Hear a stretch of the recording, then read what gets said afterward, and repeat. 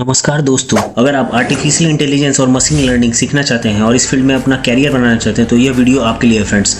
इसमें हम step by step समझेंगे कि 12वीं के बाद यानी कि अगर आप 10th कर लेते हैं उसके बाद फिर अगर आप 12th करते हैं तो उसके बाद फिर आपको क्या करना चाहिए, कौन कौन सा स्किल्स आपको सीखना चाहिए और कौन कौन सा कोर्सेज है जो कि आपके लिए बेस्ट होंगे। तो इस वीडियो में हम लोग उसी सारे टॉपिक्स के बारे में बात करेंगे फ्रेंड्स, क्योंकि AI यानी कि आर्टिफिशियल इंटेलिजेंस और ML यानी कि मशीन लर्निंग जो है आज के टाइम में जो डिमांडिंग टूल है, यानी कि आगे के टाइम में भी अगर आप देखोगे 1 साल 2 साल 3 साल बाद इसका डिमांड है और भी ज़्यादा भारत में बढ़ने वाला है। तो इसी के बारे में हम लोग इस वीडियो में बात करेंगे फ्रेंड्स, आप वीडियो में बने रहिए। तो फ्रेंड्स, ये जो AI है और मशीन लर्निंग है, इसमें जो है होता है कि बहुत सारी चीज़ों को हम लोग को समझना पड़ेगा और जानना पड़ेगा कि भाई आखिर ये होता क्या है। तो ये जो रोड मैप है इसमें मैं आपको इसकी पूरी जानकारी देता हूँ। तो नमस्कार दोस्तों, अगर आप आर्टिफिशियल इंटेलिजेंस और मशीन लर्निंग जैसे आप सीखना चाह रहे हो तो सबसे पहले ये समझना जरूरी है कि AI जो और ML जो है आखिर है क्या। यानी कि AI मतलब कि आर्टिफिशियल इंटेलिजेंस, वह तकनीक जिसमें कि मशीनें जो होती है वो इंसानों की तरह सोचने समझने और निर्णय लेने की सक्षम होती है, उसी को हम लोग आर्टिफिशियल इंटेलिजेंस कहते हैं फ्रेंड्स। मशीन लर्निंग यानी कि जिसको हम लोग शॉर्ट में ML भी कहते हैं, यह जो है ये भी एक AI का ही ब्रांच है फ्रेंड्स, जिसमें कि मशीन जो होता है वो खुद से डेटा के आधार पर सीखता है और भविष्य में सही निर्णय लेने के लिए पैटर्न बनाता है। जैसे अमूमन आप देखते हैं कि बहुत सारा जो आदमी लोग होता है वो लोग अपने से खुद से मशीन चला रहा है या खुद से अपना काम कर रहा है, खुद से सब कुछ कर रहा है। कोई अगर दिहाड़ी मजदूर है या फिर कोई मिस्त्री है वो कैसे काम कर रहा है, तो वो जो चीज़ें होती है वो सारा कुछ अगर मशीन भी अपने साइड से करेगी उसी को हम लोग मशीन लर्निंग करते हैं। और ये जो चीज़ें होती है इसमें क्या होता है कि जो मशीन होती है वो खुद से ही अपने डेटा को यानी खुद से ही सारा काम करना स्टार्ट करती है। जैसे कि एग्जाम्पल अगर मैं आपको दूँ तो AI जैसे हो गया, जैसे कि आपका गूगल असिस्टेंट है या फिर चैट GPT है, जिस पे कि अगर आप कुछ भी लिखते हो तो आपको सारा रिजल्ट मिल जाता है। पहले क्या होता था कि हम लोग गूगल पे बहुत सारी चीज़ों को सर्च किया करते थे, अभी क्या है कि चैट GPT या सीरी या गूगल असिस्टेंट है, इसके थ्रू हम किसी भी चीज़ के बारे में इंफॉर्मेशन आसानी से प्राप्त कर लेते हैं, गूगल पे हो या फिर चैट GPT पे हो।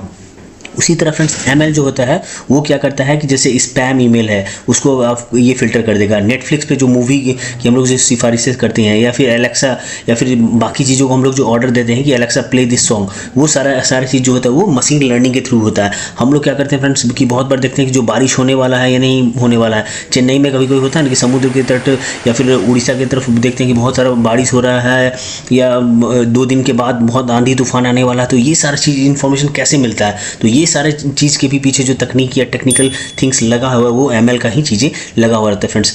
अगर स्टेप 2 में अगर हम लोग जाने तो क्या होता है कि अगर आप 10th कर लियो या फिर 12th कर लियो उसके बाद फिर आपको कौन कौन से कोर्सेज करने चाहिए, यानी कि best courses after 12th for AI और ML, तो उसके बारे में भी हम लोग इस बारे में बात करते हैं। तो जैसे कि आपको क्या करना होगा, आप डिग्री के थ्रू अगर जाना चाह रहे हो तो डिग्री में आपको फ्रेंड्स यहाँ पे BTech करना है artificial intelligence and data science में, ठीक है। BTech आप कर सकते हो यहाँ पे कंप्यूटर साइंस में भी, जिसमें कि स्पेसिफिकेशन रहता है AI और ML का भी।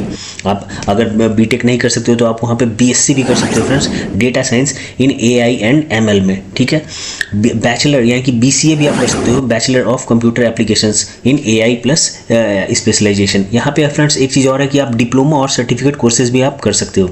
अगर आप ग्रेजुएशन नहीं करना चाहते हो तो ये छोटे कोर्सेज आप कर सकते हो, diploma in AI and ML, Google AI and machine learning crash course.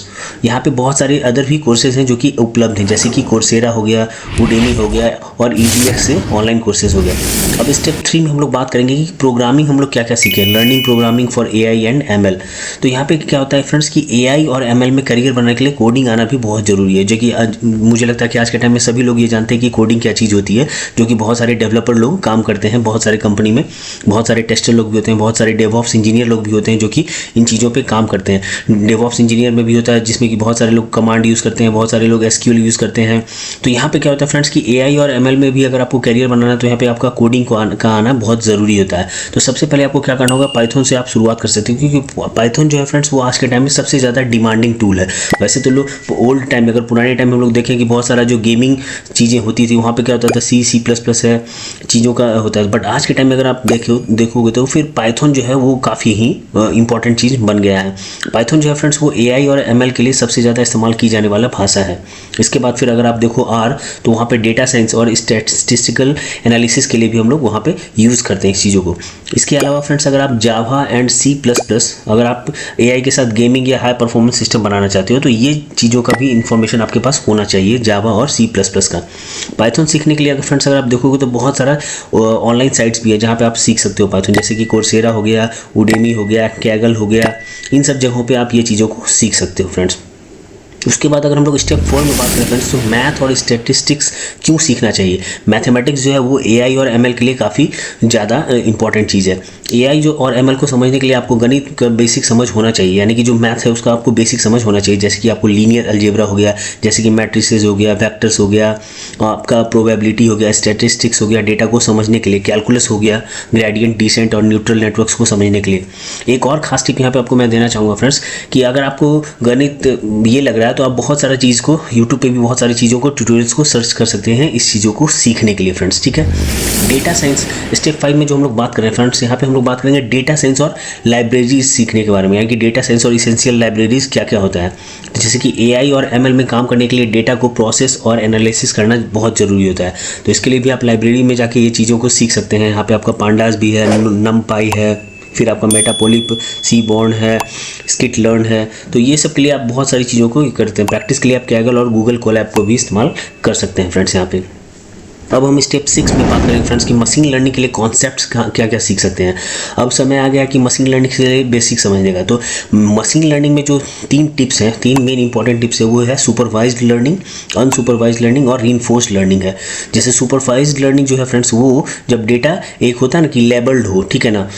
Unsupervised learning होता है कि जब डेटा अनलेबल्ड हो, यानी कि कस्टमर सेगमेंटेशन हम कर रहे हैं। डेटा लेबल्ड का मतलब हो गया फ्रेंड्स कि जैसे कि हमारा स्पैम का डिटेक्शन, यानी कि बहुत सारा ईमेल हमारा आ रहा है तो उसमें हमको ये पता नहीं चलता कि कौन सा ईमेल स्पैम में जाएगा। तो ये सब जो डेटा जो लेबल्ड करता है जीमेल में, तो वो सब सुपरवाइज्ड लर्निंग के थ्रू होता है, जहाँ पे आपको पता चलता है कि अच्छा ये ईमेल जो है वो मेरे से रिलेटेड नहीं है, या फिर स्पैम है, या फिर ये फिशिंग ईमेल हो सकता है। तो वो सब चीज़ें ईमेल में, स्पैम ईमेल में ऑटोमेटिकली सेग्रीगेट हो जाता है फ्रेंड्स।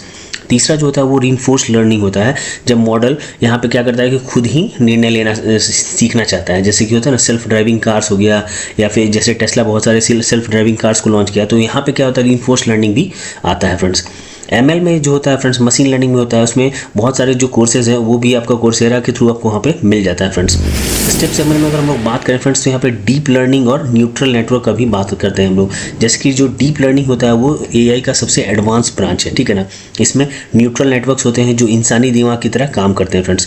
सीखने के लिए ये टॉपिक्स बिल्कुल जरूरी है फ्रेंड्स, क्योंकि न्यूट्रल नेटवर्क जो है वो एआई का दिमाग हो गया एक तरह से, जिसमें एक आपका हो गया टेंसरफ्लो और पाइटॉर्च हो गया, जिसमें कि डीप लर्निंग हम लोग फ्रेमवर्क कर सकते हैं। उसके अलावा कंप्यूटर विजन और एनएलपी भी है, जिसमें कि आप इमेज और टेक्स्ट को समझने का तकनीक, यानी कि टेक्स्ट और इमेज को समझने का तकनीक, यानी कि टेक्निक आप समझ सकते हो वहाँ पे। इसके लिए भी बहुत सारे कोर्सेज हैं जो कि अवेलेबल है ऑनलाइन डीप लर्निंग स्पेशलाइजेशन के लिए। कोर्सेरा पे एनजी का, या फिर टेंसरफ्लो है, डेवलपर सर्टिफिकेट, काफ़ी सारी चीज़ें हैं जो कि अवेलेबल है ऑनलाइन साइट्स पे, जहाँ पे आप जाके सर्च कर सकते हो फ्रेंड्स। 8वां जो हमारा स्टेप होता है फ्रेंड्स यहाँ पे एआई और एमएल का प्रोजेक्ट का, वो कैसे हम लोग इसको बिल्ड कर सकते हैं, कैसे हम इसको प्रोजेक्ट को बना सकते हैं। तो उसमें भी बहुत सारी चीज़ें हैं, जैसे कि आपको मूवी रिकमेंडेशन सिस्टम हो गया, सेम चीज़ जो मैंने पहले बताया कि स्मॉल ईमेल डिटेक्टर हो गया, हैंड रिटन डिजिटल रिकॉग्निशन हो गया, सेंटिमेंट एनालिसिस हो गया। तो ये सारी चीज़ों को आप गिटहब और कैगल पर भी अपने प्रोजेक्ट्स को अपलोड करके अपना पोर्टफोलियो आप वहाँ पे बना सकते हो फ्रेंड्स। स्टेप 9 में हम लोग बात करेंगे फ्रेंड्स कि एआई और एमएल में जॉब्स और करियर ऑप्शंस क्या क्या आता है। तो इसमें भी बहुत सारा जॉब्स और कैरियर ऑप्शंस हैं फ्रेंड, जैसे कि मशीन लर्निंग इंजीनियर है, डेटा साइंटिस्ट का जॉब है, एआई रिसर्चर है, कंप्यूटर विजन इंजीनियर है, एनएलपी इंजीनियर है, प्रॉम्प्ट इंजीनियर है, एआई इंजीनियर है। तो बहुत सारे हाईएस्ट पेइंग जॉब्स हैं जो कि इंडिया में अवेलेबल है और एआई से रिलेटेड है। तो फ्यूचर में ऐसा नहीं है कि एआई का स्कोप बहुत कम है फ्रेंड्स। एआई में अगर आपका नॉलेज है, एआई में और मशीन लर्निंग में आपका बहुत अच्छा नॉलेज है, तो आप बहुत ही अच्छे पैकेज पे भी जा सकते हो। और बहुत सारी जो बड़े बड़े कंपनी है, जैसे गूगल है, अमेजोन है, माइक्रोसॉफ्ट है, टेस्ला है, ओपन एआई है, फेसबुक है, मेटा है, वहाँ पे जाके आप काम कर सकते हो फ्रेंड्स। स्टेप 10 में हम लोग एक चीज़ और बात कर लेंगे फ्रेंड्स कि हमेशा आप अपडेटेड रहिए और हमेशा लर्निंग को अपना बनाए रखिए, यानी कि नई चीज़ों को सीखते रहिए, क्योंकि एआई का जो न्यूज़ है उसके ट्रेंड से जुड़े रहिए। एआई से रिलेटेड या मशीन लर्निंग से रिलेटेड आर्टिकल्स को हमेशा पढ़ते रहिए। गूगल का बहुत सारा एआई का ब्लॉग है, बहुत सारा जो डेटा साइंस है, बहुत सारा जो डेटा लाइक इंजीनियर है, बहुत सारा जो एआई इंजीनियर है, प्रॉम्प्ट इंजीनियर है, कैसे मतलब प्रॉम्प्ट को हम लोग टाइप करते हैं चैट जीपीटी में, कैसे हम लोग जो उससे आउटपुट लेते हैं चैट जीपीटी में, कौन सा प्रॉम्प्ट डाले, यानी कौन सा मैसेज डाले, कौन सा कंटेंट डाले, कौन सा टेक्स्ट डाले, जिससे कि हमें आउटपुट जो है प्रॉपर मिले। तो कोई सा भी आंसर हमें वहाँ पे मिल जाता है। तो ऐसे यूट्यूब चैनल्स भी हैं बहुत सारे जिसको आपको फॉलो करना चाहिए और उससे जुड़े रहना चाहिए। और अंततः मैं यही कहूँगा फ्रेंड्स कि ये चीज़ें आपको आपके कैरियर को एक अच्छा रोड मैप देगी। तो मैं होप करता हूँ फ्रेंड्स कि आपको ये वीडियो पसंद आया होगा, और वीडियो पसंद आया हो तो चैनल को लाइक जरूर कीजिए, चैनल पर नए हैं तो चैनल को सब्सक्राइब करना ना भूलें। इसी तरह के और भी वीडियोज़ के साथ मैं जरूर आऊँगा फ्रेंड्स, और मिलते हैं नए वीडियो में नए टॉपिक के साथ। तब तक के लिए जय हिंद, जय भारत।